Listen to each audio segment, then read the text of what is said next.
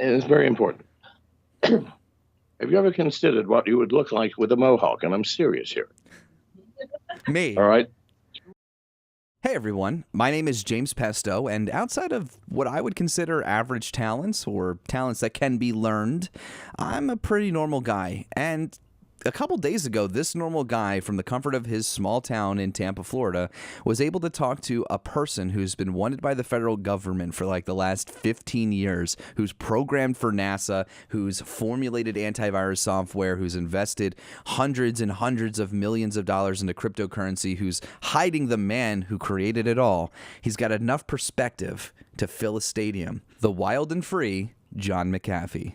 I hope you enjoyed this conversation, and if there's anybody you'd like to see me talk to next, leave it down in the comments below. And as always, I hope you enjoy this chat that I had with John McAfee.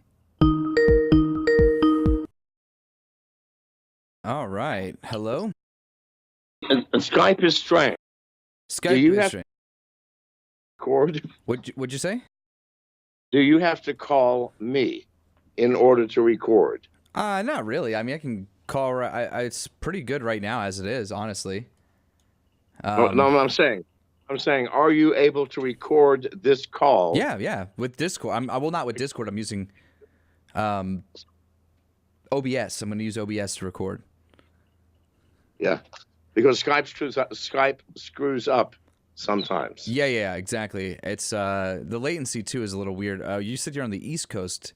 Where are you? Like, well, obviously don't tell me your exact location, but it looks like you're on an island somewhere. Bahamas. Yes. Wow, that's kind of incredible. I don't want to like get too much into the stuff that you could find on the Wikipedia, but I gotta ask, man. December 6, 2012, you faked a heart attack in Guatemala to get out so your lawyer could get the paperwork done. What did you feel like a PI badass super spy? Like, I'm gonna fucking do this thing and I'm gonna be back home where I want to be, out of prison, out of jail, in this foreign country. No, what happened is that was the day after I got arrested. Mm-hmm. What had happened is my lawyer, Telesfo Guerra, had come into my cell and said, we have a stay until noon. That's all I can get you before I file a brief at the Supreme Court, which I cannot file until 3 o'clock, which gives 3 hours in which they can deport you. Okay. He said, would you like advice? And I said, no, sir, I got this. So shortly before noon, I fell over on my face. And that was, that basically kept me out. They gave me 3 hours. At 3 o'clock, I kept looking at the clock. I go, and soldiers were outside the hospital, by the way, trying to collect me, and the doctors were refusing to release me. But at 3 o'clock, I said, I feel much better. I want to go back to my cell. That's that story. Wow, that's insane. That like that the story that tells is, I mean, incredible. There's come times in my life where I've gone through something that it didn't even feel real at the time, and then looking back, it's like, did that really even happen? But you have the memories and the feelings, and other people were there. It's like that kind of wild stuff that you read about. I mean, your life, I'm sure you're like, some of this stuff is true, some of the stuff isn't true. Like, how much of the stuff written about you is true versus isn't? I don't know. Do you read a lot about yourself? Like, do you Google yourself at all? Here are the categories. Number one, totally true and factual.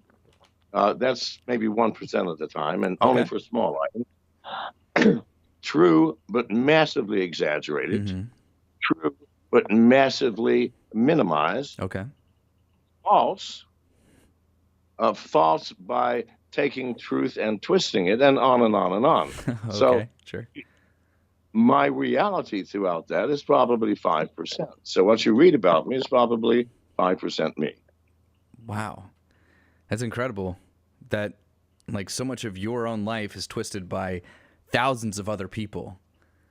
That's actually kind of a crazy, I would say, a reflective realization. Like, now that you're, in your early 70s, looking back, it's like, holy shit, so many people know about my life, so many people have been following me, and look at all of their versions of my truth. So you have to deal with that. That's kind of crazy. It's not having to deal with it. I mean, It doesn't touch me in any way. Here's what people don't understand. There is no such thing as bad press. Mm-hmm. There's only lukewarm press and hot press. And if it's hot press, good or bad, if they spell your name right, goddamn, that's a plus. Right. It's a good. So it doesn't matter to me what people say about me. In fact, the more exaggerated, the better in some cases, because it's all garbage. Mm-hmm. I live in my shoes. I haven't even watched the documentary on me, which was done 2 years ago. Why? I live in these shoes. Why do I need to watch me on some screen being analyzed? Because I live here. Right. And no one else does. Wow. I feel like that's a really good way to live your life, not worrying about what anybody else says and just kind of executing, because you can execute without the fear of judgment, which holds a lot of people back. I feel like judgment should hold no one back, because if someone judges you, mm-hmm. God, man, it's their problem. They're the ones who are sick. They're the ones who have no life. Else they would be judging themselves if they did. Right. That's what I do. Every 2 seconds, I'm going, fuck, was that the right thing? Right. But yes, the judges are the losers. Who gives a shit? Right. Sorry. No. Continue. Yeah, no, 100%. Who gives a shit? I think when I found a speaker by the name of Gary Vee, I don't know if you know who that is, but I don't get out much. It's fine. He does business consulting, speaking, wine, stuff like that. But what I like about what he had kind of initially snapped in me is that I was worrying about what other people thought of what I was doing instead of just doing and just seeing what happens and testing, because I never realized how much regret sucked until like my son's mother and I kind of split. So it really kind of showed me that perspective, and then later on in life, his words of wisdom that I wasn't getting from other people influenced the way I make decisions today. Do you have like anybody that you looked up to as a kid that made you snap into like, okay, I need to be the best version of myself? No, in fact, Okay. I've always been the laziest version of myself. That's the fact. Nice. So no, I mean, no one did anything to snap. I just recognize opportunity when it comes, and I'm one of those people that I recognize it, and the whole world. You were not around when I created the first antivirus program. No, I wasn't. The security community almost fucking strung me up, hung me. They hated me, every single one. They're saying it's garbage, it's nonsense, it's bullshit. I go, well, I'm sorry. Do what you wish. Listen, am I invading your home and calling you names? No, go away. So now, but yet what I saw 4 years later was one of the largest industries in the fucking world. I'm doing the same thing now. I'm wandering around in crypto space and I'm going, look at this, look at this, look at this. And people are going, ooh, some are buying. And because in a year, they instead of going to $1,000, they went to a penny. Mm-hmm. Who cares? Wait another couple of years. For God's sake, people understand what business is. There's so much time. I promise you that all of these little ICOs and tokens and coins that I get affiliated with, I promise you, not one of them is going to lose. Okay. Why? Something in my mind that just goes, I know this is going to happen. End of story. Crazy, huh? You make a lot of winning decisions. I've seen, just in general. You're in the Bahamas on a boat. I mean, now you could be in 100 different places, but if this is your happiness, like that's awesome that you've been able to build that from the beginning to now, and every decision that you've made has eventually been capitalized on or lived up to its fullest, and you've kind of like moved on. So I saw what was coming mm-hmm. a year ago. Right. That's when I bought the boat and started the refurbishing of it. Cost me $500,000 just to fix it up. So, but I bought it because I knew that the course I was heading on would run head to head with one of the U.S. authorities. I knew this. Right. It just happened. The IRS because the DEA couldn't find illegal drugs anywhere other than the weed that I smoke. And please God, America, arrest me and hang me publicly for smoking weed. I would welcome that. So no, that had nothing. Right. But the IRS can create, a reality out of smoke and mirrors. Right. So it's them. And so here I am. By the way, Miss Janice, and I. Hello. Hi. Nice to meet you. Nice to meet you. So Miss Janice and I are having the time of our lives with all of our staff and friends. I mean, this is paradise. I don't know why I didn't do this 30 years ago. That's because I did not meet my lovely wife. There you go. As good enough a reason as any. It's interesting because, like, I see your living conditions and how minimalistic they relatively are to the average household, right? Because I've got an entire computer set up. I play games. Behind me, I got a TV. There's a music set up right there. I saw that you were playing piano. When did you start playing? When did you get into that? God, I can't even remember. I bought a piano just on the spur of the moment. I think when I was 30. Mm-hmm. I never took lessons. I just started banging on it. Nice. That's all. I recently started learning how to sing because enough people told me that I would be good at being an actor. So I was like, okay, well, if I'm going to act, I want to be able to do everything. So I'm in the gym trying to figure out all these different things. But music for me had never been something I was ever good at. I didn't know that you could be taught to sing. I think that voice acting helped, but you have a good voice just speaking.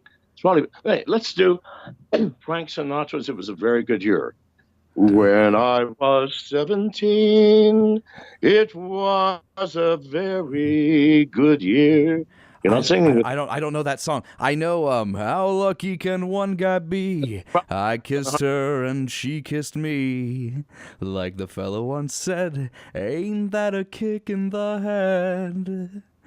Well, God damn, you can sing. Yeah, I'm trying, man. I'm trying, dude. It's been a lot of depression, a lot of car singing, like I'm fucking doing 70 on the highway, like I'm having such a good time, I'm having a ball. Like I'm fucking broke and 23 years old, twice divorced out of the military, and I'm just trying to like figure it the fuck out. And it's just like singing had relieved so much stress. I was wondering like what you have done over the last 10, 15 years to relieve stress. Like, do you play video games at all? Like, do you look into Good tech? God. Had time to play video games, I would not be in the trouble that I'm always in. You never know. You know, a crook sometimes needs a break. Oh, maybe. And but you know, like it seems like you live a very fairly wild life. Like, what's the wildest part of being a wanted man? Like, do you watch movies and go, "Holy shit!" Like, I'm that guy that Quentin Tarantino casted somebody to play. I don't know. I've been wanted so many times. I can't separate that much from the rest of my life. You know, let me think. What is it like? I mean, I sleep well. I smile. I hang out. Okay. I have the same security I've always had. Mm-hmm. Whoops, sorry. I've had the same security I've always had, mm-hmm. which is lots. It has nothing to do with whether I'm wanted or not. It has to do with the fact that I've made a whole bunch of powerful enemies in my life by just the truth about shit. Nobody wants that. Nobody wants to hear the fucking truth. So, no, I'm perfectly happy. I have contingencies. Nice. I live on a boat. Fucker moves, right? I can. Yeah. In a matter Yeah. There's that. Out to sea and on to a different country somewhere else in this world. Have you become a good cartographer? Is that the map maker since living in the water for so long? Like, what if your GPS fails? How are you going to know how to get back? I don't know. I'm just going to bob up and we got a 2-year supply of food here and enough. Sorry, We just bob up and down. My mistake. I forgot that I'm talking to somebody on a probably $2-3 million boat and not like a life raft. I had kind of had it in my head that you were in some sort of like small sort of facility. It's not that at all, I'm sure. What? I don't know. First of all, here are our dogs. This is wow. Marley, Duchess. Good dogs. That's not a dog. In the hallway. Here's the keyboard I was playing. It's a nice keyboard. That's what I was looking at earlier. Oh, wow. This is the kitchen. So we have a full kitchen, stove. Wow. We have we have 6 coolers. Oh, Coolers on boats are like refrigerators at okay. home. Each one holds, who knows, all kinds of stuff. 6 bedrooms Yeah. down this street. Right? I don't know if you can see anything. It's a little circular hall, 6 Uh-huh. bedrooms, and here, one upstairs. Hmm. Um, I don't know. Let's see. Then outside, I'll show you guys the outside in this moment. I tore my my Achilles tendon Oh, almost 3 weeks ago. okay. I do not recommend it for anyone. No, that sounds awful, actually. Here's the rear of the boat. Uh-huh. There's our little tender for zipping over to different islands Okay. where we hang out and party after midnight. Okay. Okay. Wow. The water is so beautiful.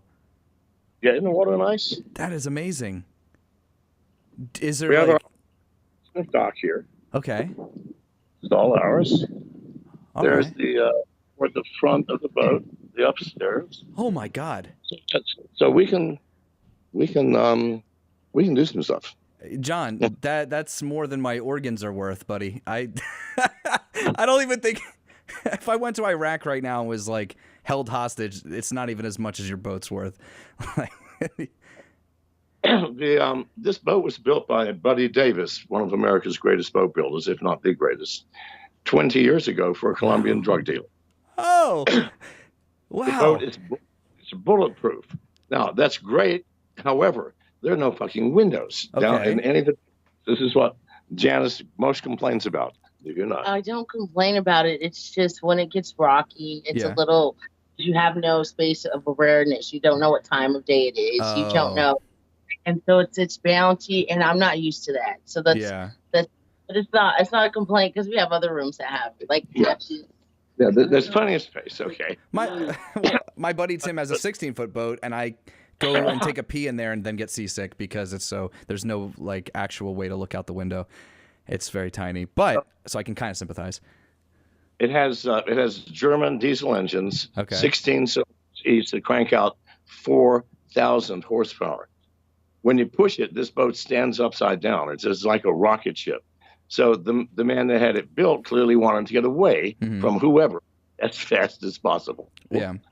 It's an incredible little boat. Like I said, I put $500,000 into it to get it back to its original condition. Wow. Why don't you collaborate with Elon Musk and see if you can get like the airlock put on it and then just shoot it into space? Because I don't even speak to Elon Musk. You should attempt to. Elon Musk. I'm not sure I would want to. Really? I mean, I'm the man. It's just that I think he's the opposite of me in every respect. Really? And if I want that, I have this. Well, my lovely wife. So no, I don't know. Elon. But your wife isn't shooting foreign objects into space, man. That's why I was asking, like a collaborative two minds to the thing. But you said that you're so different. I don't understand what you mean by that. Can you elaborate? I could collaborate. Like value wise. Left. I have to do what I want to do. Oh, yes, of course. If I do collaboration, I'm doing what two people want to do and cutting my time in half. I mean, I'd rather, for example, like Janice, you said she's not shooting objects into space. However, she is certainly arranging to have bad bitches, come on board. Perfect. I mean, that's a talent that Elon does not have, I promise you. No, I've not seen Elon Musk with a woman. I've seen you with a lot of women. As a matter of fact, the background of my recording was going to be you and like 4 women about how to uninstall McAfee. I found that image. I can't even pull. I think I can pull it up. I'm pulling it up right now. So it's over the recording right now. It's you and what looks to be your wife and 2 Latina women. Yeah, Janice is one of those women. Yes, I did. You knew that. I caught that just as we both clicked. It's good picture, very good picture. I thought it would have been a very good backdrop, but seeing as how we have you in the flesh, it's actually much more interesting. I had like this idea of what I wanted to ask, but like do you have any game companies that you've seen do well over the years that you wish you invested in? Like when Intel and Nvidia started breaking out, like you were what kind of tech startup did you wish you invested in? Now, the breakout was not Intel. The breakout was Nolan Bushnell, who was a very good friend of mine, who created Atari. Mm-hmm. Oh, real game company. Okay.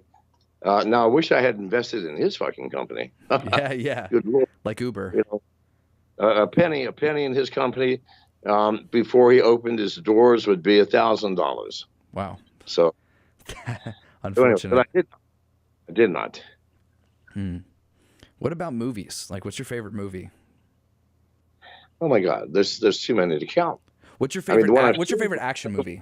The ones I've seen the most: Blade Runner. With Harrison Ford. Okay. Produced by Sir Run Shaw. I wish they had done the original screenplay by Frampton Hampton, but they did not. The next one would be, I don't know, the Rocky Horror Picture Show. I've probably seen that 200 times. After that, it gets obscure. It's obscure. Okay. You know, for example, Ingmar Bergman, and Through a Glass Darkly, or Winter's Light. Fuck me. Now, those are some serious movies. Nobody watches them anymore. Those are my top. Yeah, I just named them. Wow. You know, it's weird that there isn't any sort of streaming service that only explicitly caters to the 55 and up community. Like all movies that aren't being watched anymore, like archived in this website that you charge somebody $9.99. They're getting their money anyway from their retirement funds. Why wouldn't they, subscribe to a service where they can watch pretty much all the movies they used to watch and some of the newer ones? Well, I don't think that's the issue. It's something far more important is why don't or why should is the fact that the classics were made in a time where we did not have the internet, right, nor television to any real degree, and so the 99% of all of our energies that are now going into streaming technologies and this and that had to be put somewhere. They were put in the movies. That's why Hollywood is so great and known worldwide through those movies. Right. The great directors, John Ford, Akira Kurosawa, the greatest of all, well, Ingmar Bergman on the other side of the planet. But in any case, they had to do something profoundly moving, deep, and meaningful. Else we would have all withered. And they did so often. So you guys, people like yourself, who've never even heard perhaps of Ingmar Bergman or Akira Kurosawa or John Ford, will not understand what you are missing by watching movies of the current day, which I admit are thrilling, visually spectacular, but have no substance or depth. And to kind of switch it to kind of show my angle here as far as like what I do and don't do. When I was 15 years old, I think that a lot of the issues that I have as a person is like budgeting and stuff. Did you ever have to come up with a solid budget for yourself, and how did you do that? And if you didn't do that, why not? Like what were you doing differently? If I had money, I spent it. There was no budget. There was no plan. You have made a considerable amount of money in your life. Absolutely, and I've lost a considerable amount and gained a considerable amount again, many times. Do you think once it happens the first time? The easiest thing in the world to make. Why people who want to be millionaires are not is just beyond me. Go make $1 million. Any asshole can do that. But keep $1 million? Try that sometime. That's the problem.